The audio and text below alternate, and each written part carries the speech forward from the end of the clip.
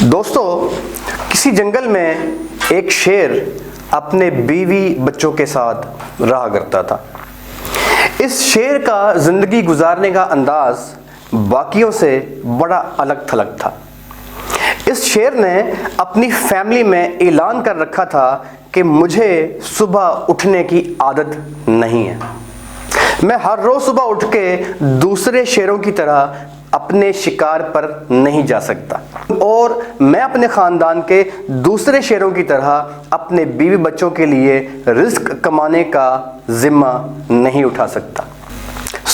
اس نرالے شیر نے اپنے بیوی بچوں سے یہ بات کہہ رکھی تھی کہ وہ ہر روز صبح اٹھ کر رزق کمانے کے لیے یعنی شکار کرنے کے لیے چلے جایا کریں اور اپنے حصے کا کھانا کھایا کریں اور شیر صاحب کے حصے کا کھانا لے آیا کریں۔ اس شیر کی بیویاں ہر روز صبح اٹھ کے شکار کرنے کے لیے نکل جایا کرتی۔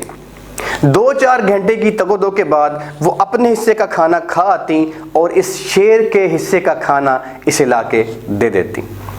دوستو، اس شیر کی اس بری عادت نے آہستہ آہستہ اس کی بیوی بچوں کے ذہن میں اس کے خلاف ایک بغاوت پیدا کرنا شروع کر دی، اور غیر محسوس طریقے سے بڑی تیزی کے ساتھ اس شیر کا وقار اور اس کی سیلف ریسپیکٹ ان شیرنیوں اور اس کے بچوں کے آگے ختم ہو کے رہ گئی۔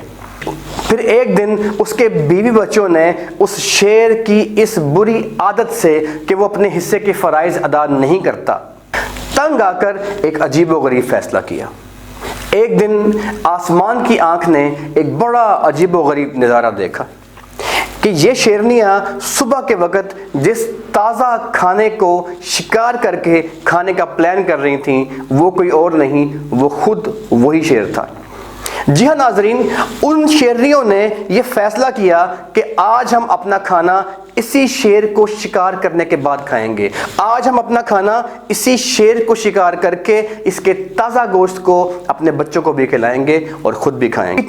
وہ شیر میدان میں بڑے آرام سے سویا پڑا تھا کہ یک لخت اس کی بیویوں نے، ان تمام شیرنیوں نے اس کے اوپر حملہ کر دیا اور اس کو دبوچ کے رکھ دیا۔ کوئی شیرنی اس کو بھمبوڑ رہی تھی، کوئی شیرنی اس کو نوچ رہی تھی، اور باقی اس شیر کے بچے دائیں بائیں کھڑے یہ تماشا دیکھ رہے تھے۔ وہ شیر بہت چیخا، وہ شیر بہت چلایا کہ مجھے مت نوچو، مجھے مت کاٹو، مجھے مت کھاؤ، لیکن اس کی ایک نہ سنی گئی۔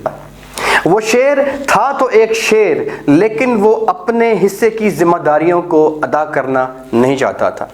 یہی مثال ہمارے معاشرے میں ہر ایک انسان کی ہے۔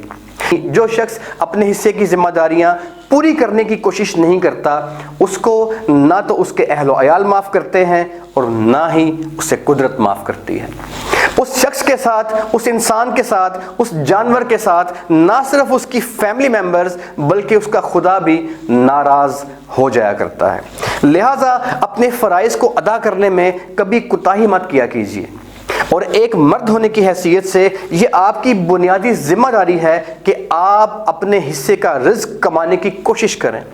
یاد رکھیے گا، جب آپ رزق کمانے کی کوشش کرتے ہیں تو قدرت نے آپ کے لیے ایک اصول بنا رکھا ہے، اور یہ اصول ایسا عجیب ہے کہ یہ مرد اور عورت کے فرق سے آزاد تر ہے۔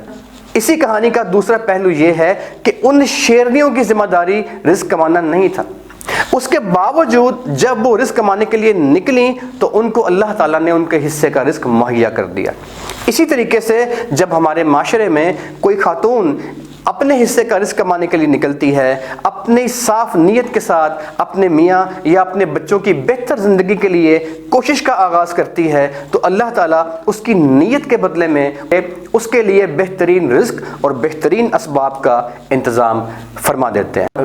دوستو، زندگی میں اپنے فرائض کو پہچانیے اور اپنے فرائض کی ادائیگی سے غفلت کبھی مت کیجیے گا، کیونکہ اگر آپ کی فیملی اور آپ کا خدا آپ سے ناراض ہو گیا تو اس کو منانا بہت مشکل ہوتا ہے۔ بہت شکریہ، اللہ حافظ۔